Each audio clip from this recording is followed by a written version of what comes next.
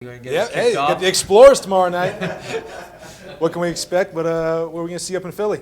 Well, they play at a very deliberate tempo. Probably they played second fewest possessions a game in the country to Denver. So you've got to really value every possession. You can't give up a lot of offensive rebounds to them because you're going to have to guard for another 30 seconds as soon as you give up an offensive rebound. They've got some good players. I mean, Jordan Price obviously really hurt us last year. He's having a great year, averaging over 20 a game. The kid Cleon Roberts is playing well for him. They just don't have a lot of depth because of their injuries. But they're a capable team. I mean, they beat Dayton at home. And they played Dayton well at Dayton on Saturday. So they're a capable team, and we'll need to need to play well and really guard well. We got to get better defensively and be able to sustain that for longer periods of time. We've had a couple, the last couple of years with them, it's been some battle games, and the good Dr. Giannini there.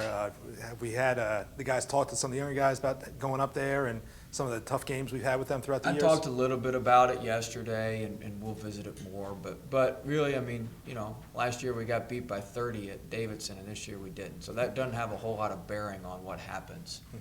This is a different team. They've got a different team. We got a different team. So, what happened in the past, you certainly want to learn from it what you can, but it doesn't have any bearing or doesn't forebode what's going to happen this year. So, we'll talk a little bit about it as we need to set up the game, but, it's this year's VCU team versus this year's LaSalle team. Coach, I think you had said a couple weeks ago that it was a game like this when you were at Chattanooga that you guys lost. And got a good memory, Mark. Well, and the only reason I say that is that what do you take from that as a coach when you're going into a game like this after you guys have gone on such a hot start? Yeah, you've got to, hopefully you've learned from your mistakes. And so, I talked about that with our team yesterday. And so, you take the lessons and try to apply the things that you did wrong and help this team out. To this team's credit, we've come ready.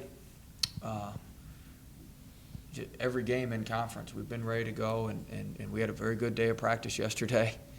And we'll see how our preparation is today. But our guys have got a good way about them. They prepare the right way. They do the right things. We've even got some more guys kind of joining in the preparation right now.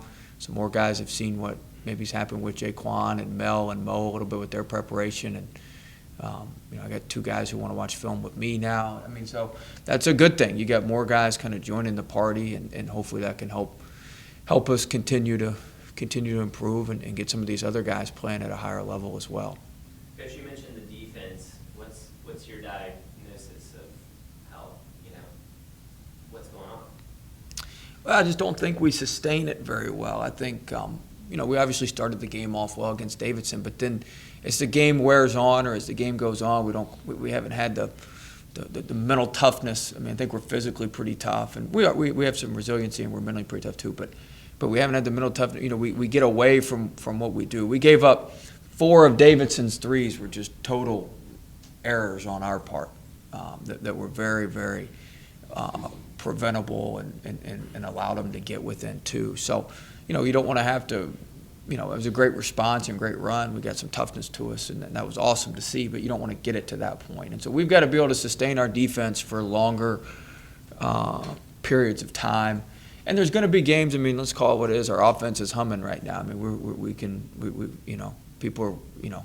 I'm upset when we don't score 80, 85 plus every night. But there's going to be nights when we don't hit shots. That's just the way it is. There's going to be we're shooting 38, 40% from 3. There's going to be nights where things don't go well, and we're going to have our defense to bail us out. And right now, I think we can get better defensively. Our baseline out-of-bounds defense is a catastrophe, just an absolute disaster of unbelievable proportions. So we spent a ton of time on that yesterday. We're supposed to be getting steals and causing turnovers, and we're just happy when we don't give up a layup at this point. So we got to get that fixed. We were unbelievable headed at Chattanooga. We caused 72 turnovers last year, just off of the baseline out of bounds or out of those possessions. And we're just getting slipped for layups. We're just not as good, or not as we're not where we need to be. I mean, that was 4 points we gave, or 5 points that we gave up at Davidson. We gave up 8 points to Richmond on that, and we should be getting 5 or 8 points based off of steals and those sort of things. So our baseline defense is somewhere that I've really kind of locked in on. I know it sounds trite. It's only 5 or 6 possessions a game, but those are difference makers. 72% of conference games are 3 possessions or less. So we're living dangerously if we don't get that thing corrected. So we spent a ton of time on that yesterday. We spent a ton of time on our half-court defense yesterday also. And you mentioned the offense. In conference play, our 2-point and 3-point percentages are up like 8%. I told you that was going to happen. Without Trey being on the ground, how? I told you that was going to happen a month ago. But how is it happening? I mean, those are huge increases, and they're like some of the best of VCU in a while. So how's that happening without Trey being on the ground? Well, you've got our guys do a good job. We don't take a whole lot of bad shots. That's the number one thing. Like, we don't take a whole lot of bad shots. We don't take a whole lot of long twos, which is the worst, as you know, by far the worst shot you can take. I think we took 5 at Davidson, 4 or 5 at Davidson. I can't remember 4, I think. Maybe 5. What was it? You probably know. Oh, man, I don't. Was it 5? 5. I think we actually hit 3 or 4 of them. I think we hit a few more than we usually do. But those are poor shots. So we limit our bad shots.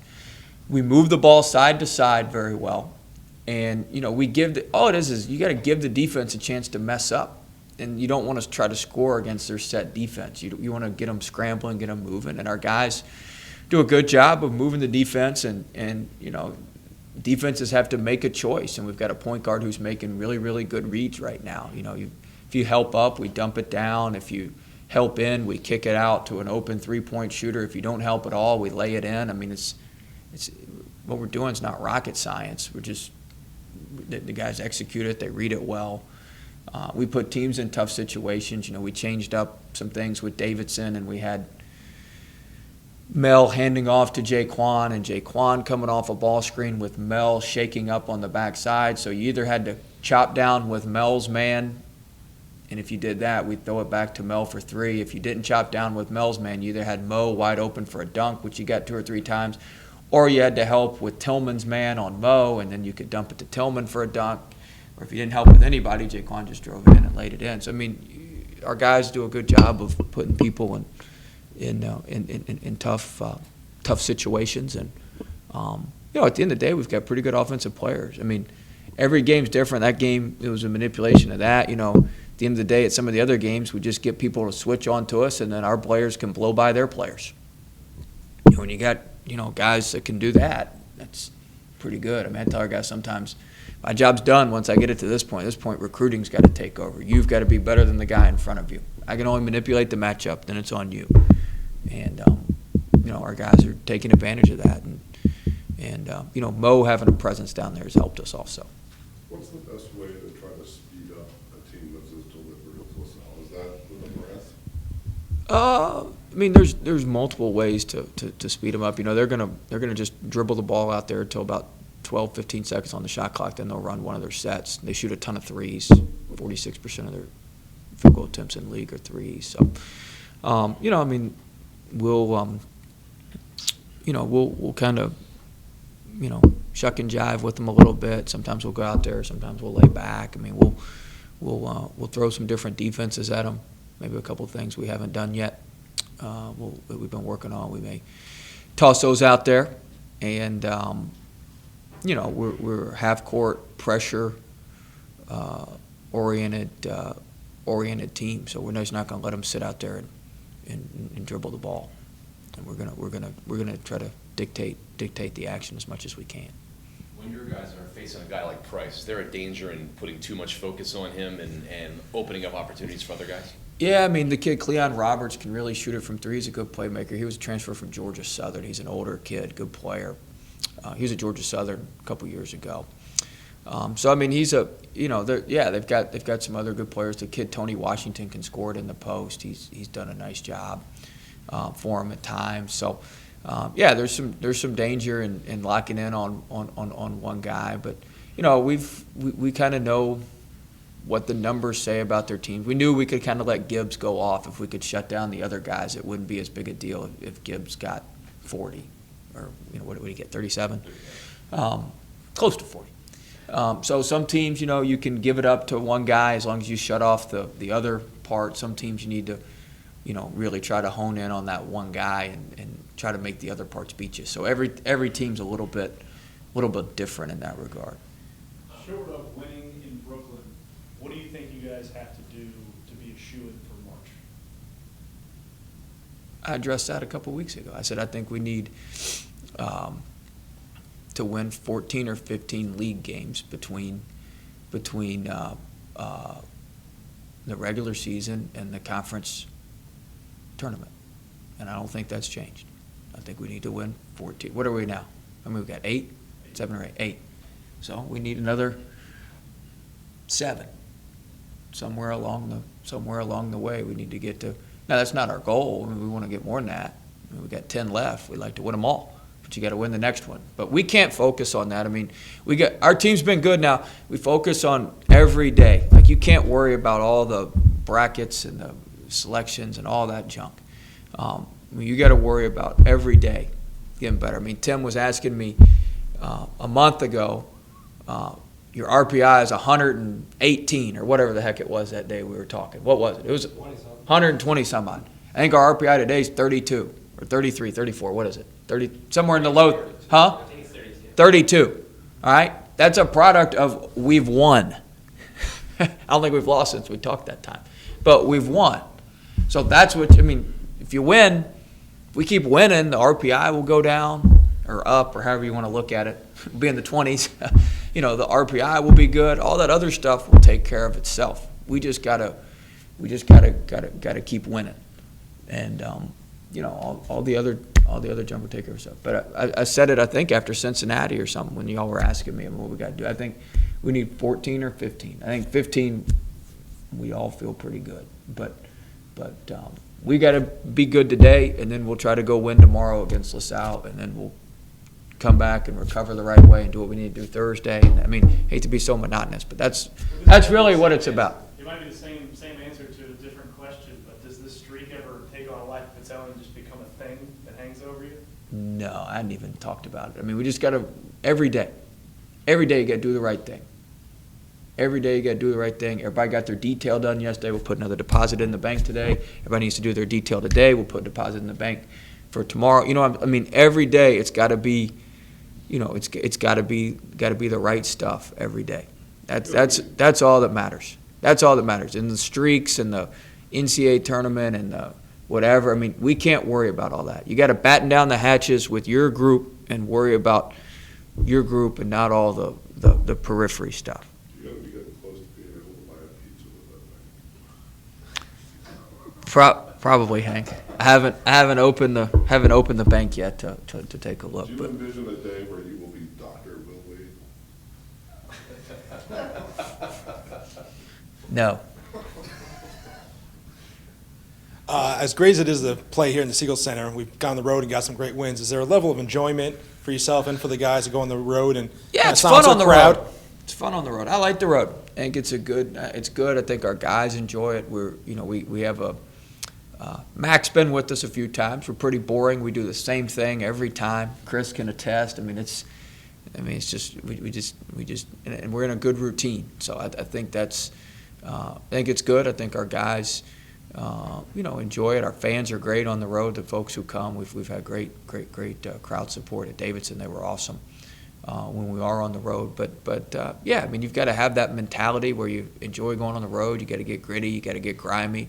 You really have to impose your impose your will and overwhelm the other team and their fans with your collective spirit and how connected you are and that sort of thing. And that stuff's fun. And our guys have been able to do it in some hostile environments at St. Joe's and Richmond and certainly at Davidson. And then we'll head over to the old Gola Arena on Wednesday and be in another environment that will present some challenges for us. So I think that's what it's all about. Anybody can win home games. Not anybody, but a lot of people can win home games. Just look at the numbers. Over 70% of teams win at home. I mean, where you separate yourself is on the road, and we got a pretty good road record. That's a credit to our guys and how we prepare and how they do things. During this stretch, we've heard the constants of Jaquan and Melvin and Mo doing a lot for you. How much have they grown in a leadership role and also offensively during this stretch? They've been great. Those are three of our leaders. I mean, Melvin's really, he's really dialed in. He's dialed back in. He's on it, and he's helped Mo quite a bit, and then Jaquan's. He's been really, really locked in for the last month, and he continues to be locked in. I mean, he came by my office last night at 8 o'clock as he was getting done watching all his film and going through everything. And, I mean, that takes a lot of discipline to do that every day, and he hadn't had that before. And Melvin, he was in there at 6:45 yesterday morning getting his shots up and getting his detail done before he went to work. I mean, that takes discipline. And when you got guys doing that sort of thing, gives you a chance. Gives you a chance, and like I said, those guys have set the tone, and now we've got some more guys that are following their lead because they see that good things have happened to those guys. You joked with us, I think, in the off season when you were at Chattanooga, when you guys went on the road, there was like a ritual you did. Has that carried over? We do pretty much the same thing, except we fly here. We don't have to bus 7-8 hours everywhere, but yeah, I mean, we do the same. Yeah, same thing every day, same times, same prep. I mean, yeah. And if you guys win? Oh, we don't do that. No, we got to get back and fly. When we bus, you can do all sorts of stuff. Right. Yeah, we got milkshakes when we won. Yeah, that was our deal there. Yeah, we would go to Cookout and get milkshakes. Yeah, we don't do that. We got boosters who are with us who would be mad if we were late to the plane. We got all sorts of other stuff here. Yeah, we don't have anything like that here. That's a lot easier to do when you're busing everywhere. You can find somewhere that's open at 11 o'clock at night. Coach, today is Justin Tillman's birthday. Yeah. I've heard the players, the nickname for him is Crispy. Do you have any idea why his nickname is Crispy? I do, because I asked the same question when they started calling him that. It has nothing to do with his hair. He's I'll let him tell you. I don't want to. Has nothing to do with donuts? No, nothing to do with donuts. But he's, Tillman's playing at a really, really high level right now. He's been great. He's been working hard. You can just see his confidence really, really growing. I mean, you were with him yesterday. He's really getting more confident, figuring things out, and really, really pleased with him and proud of him and happy for him. And I wished him happy birthday early this morning. He was up and he's excited to get going. But he's been great. I mean, his shooting numbers are off the charts. He's much more engaged and locked in defensively. He's got a better idea of what we're doing defensively, and he's taken a lot of pride in his work and what he does right now. So very, very pleased with him as a player. It seems like a turning point for him, at least offensively, was when you guys sort of changed how you used him, basically tucking him in on the baseline to, really pressure teams with Jaquan driving, having Mo or Justin. Is that something that just plays into his skill set, or is that something that can be transferred to what Mike does, being so long, and what Jordan does when he gets back as well? Yeah, it's a good question. Yeah, I think it translates to all of them. I mean, anybody can hit them from. Now, Justin has a real wide array of finishes down there with the little 8-foot kind of push hook and some of that other stuff. That makes him a little bit more challenging. Those other guys are more traditional finishes, kind of swing step, up and under, those sort of things.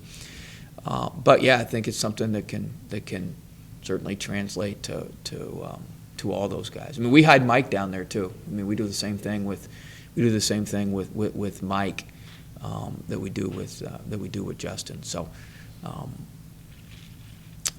think it helps all those guys. I think it can help all those guys. And one of those guys, Jordan Burgess, is he?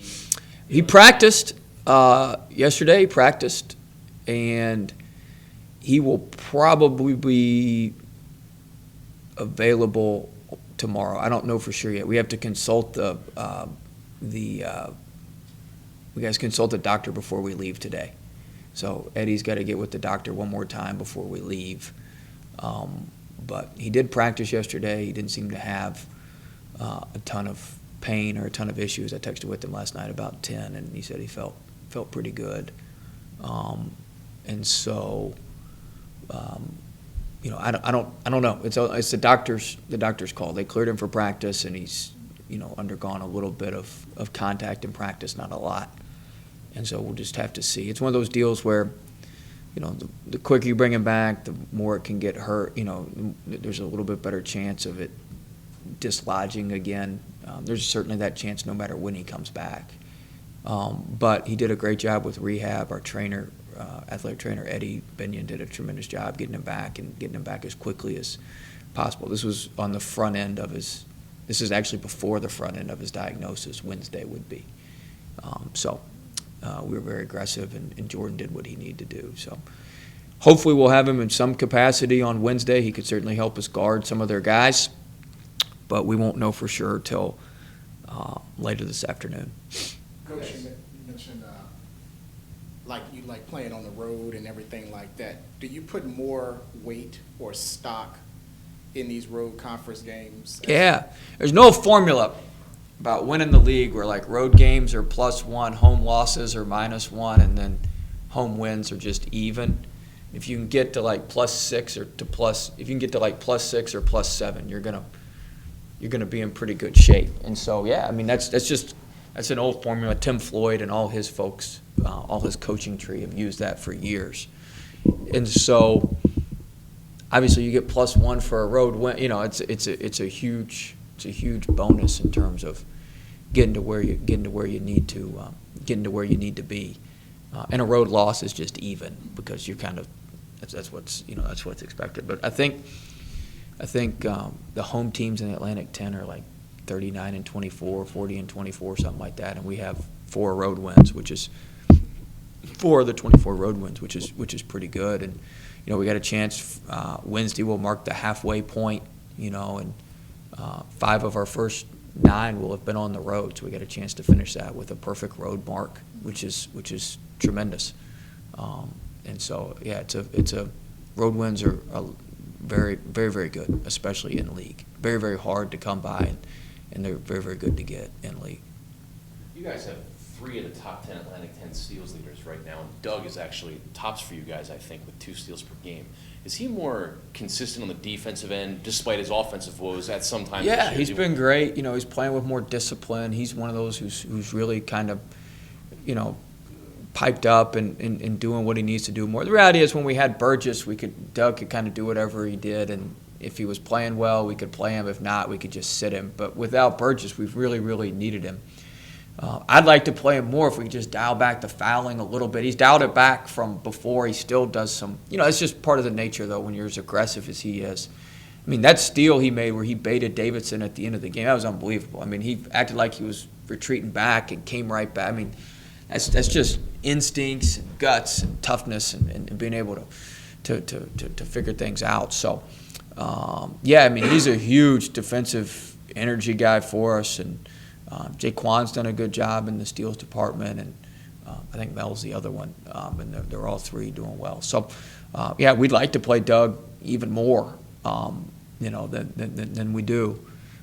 We just got to rein in the fouling a little bit, which he's done, and he's gotten a lot better, and he'll continue to get better.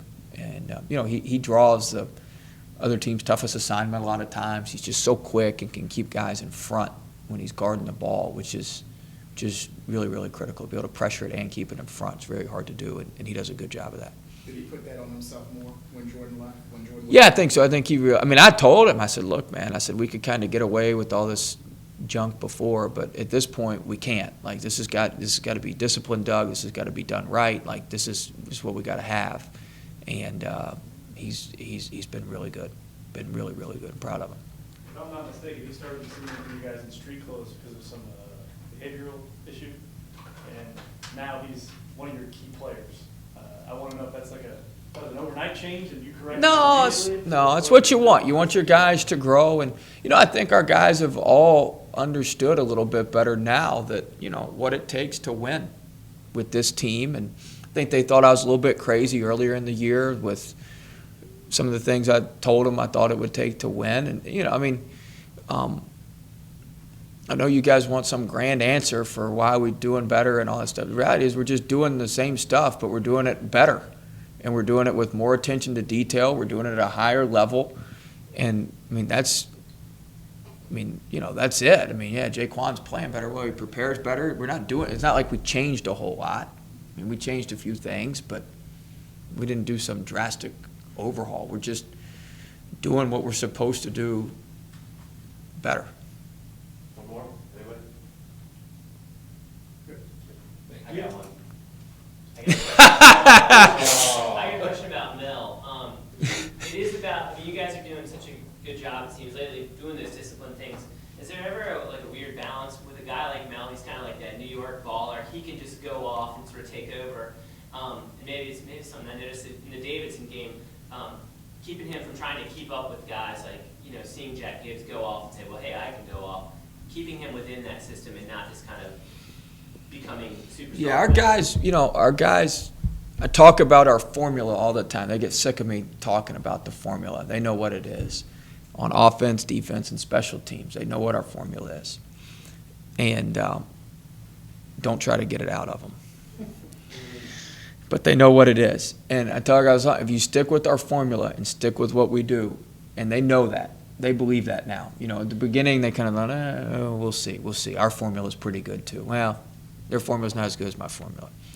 So they understand what the formula is now, and Mel and them really, really understand that. Now, sure, does Mel have a little more leash? Yeah. Some of his bad shots are better than some other guys' good shots still.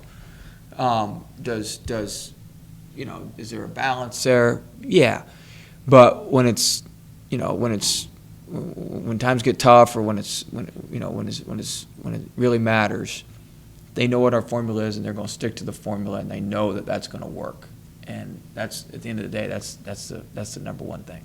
When did you see that they got it? Felt like after Cincinnati. I knew that during the Cincinnati game. I felt we getting some confidence with what we were doing.